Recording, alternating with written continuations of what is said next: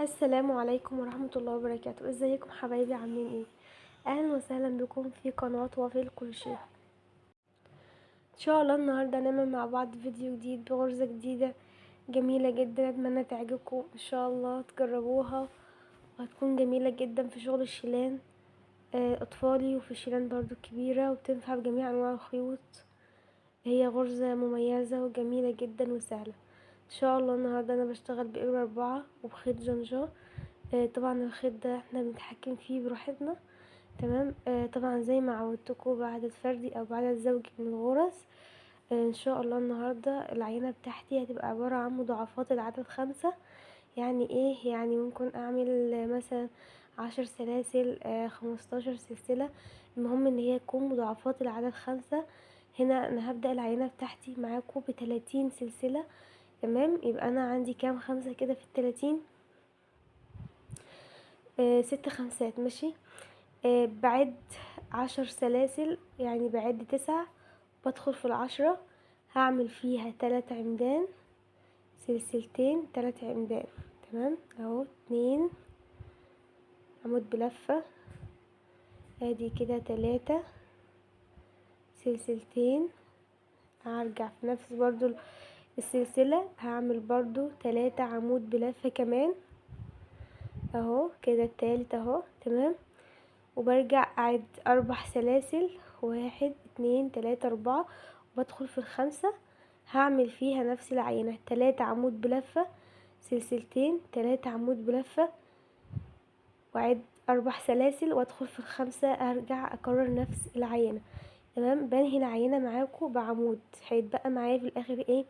5 سلاسل. بخش في السلسلة الاخيرة اللي هي ال5، اللي هي اول سلسلة بالنسبة لي عملتها، هدخل فيها واعمل فيها ايه؟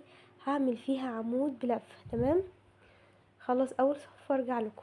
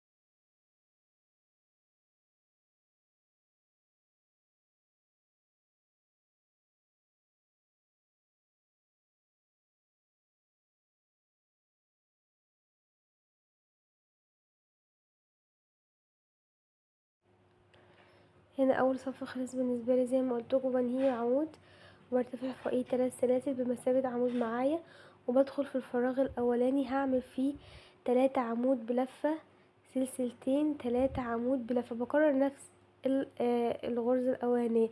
يبقى انا العينه معايا دي ايه؟ العينه دي كلها عباره عن تكرار لنفس العينه دي، او تكرار لنفس الوحده، او لنفس الغرزه اللي انتوا شايفينها دي. سهله جدا، عبارة عن عمود بلفة وسلسلتين، بيدينا شكل تحفة اوي، بيبقى شكلها جميل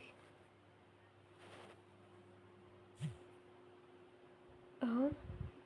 3 2 سلسلة، 3 تاني عمود بلفة.